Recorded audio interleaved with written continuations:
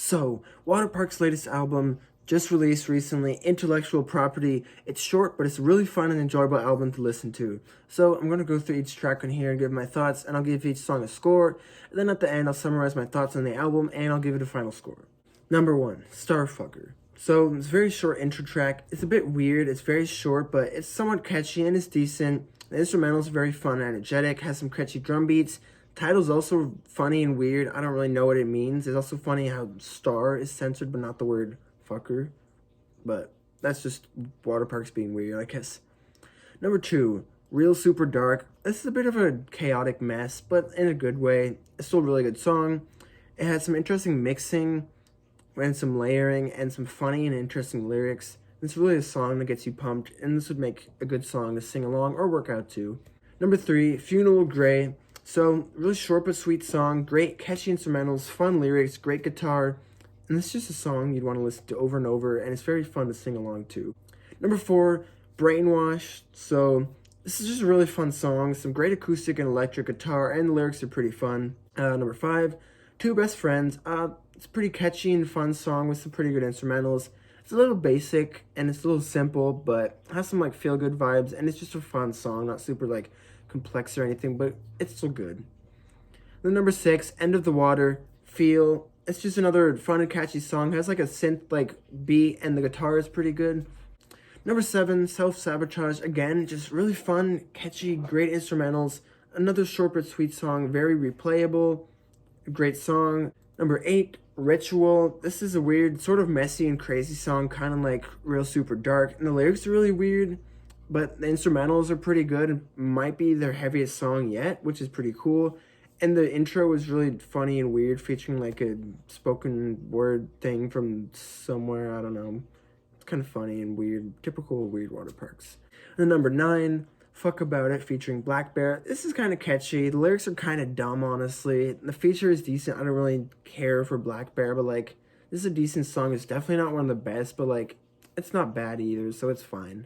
Number 10, Closer. So this is a slower, romantic ballad-like song and has really good calming instrumentals. It's different from all the other songs on here, but it's still pretty good and it fits in well. Unique song. This one's really grown on me. This Waterparks doesn't really have any songs like this, I don't think. So this is a really cool song. Really good deep cut. That's on the album. And finally, last track, 11, A Night Out on Earth. So this has an interesting, unique, and atmospheric atmosphere.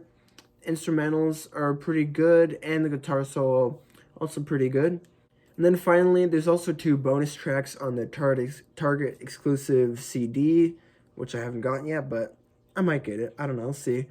And I won't consider these as part of the final album ranking and score, but I'll give these scores because these are still pretty good. So number 12, Why Can't I? Pretty sure this is a cover of some other song. I'm not really sure who the original is by, but I heard this is a cover, and this is a really nice calming vibe.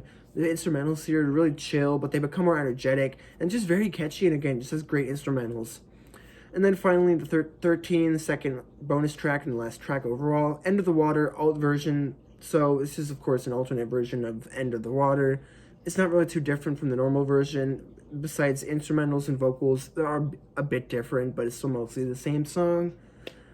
So yeah, those are all the tracks, and this is a really good album, probably be in my top 5 albums of the year, and it is a bit disappointing. The singles, for the most part, are better than the rest of the album, but all the songs are still pretty good, and there are some songs like Closer that weren't singles, and those are really good, which I wasn't expecting. I mean, I was expecting them to be good, but that's still pretty cool.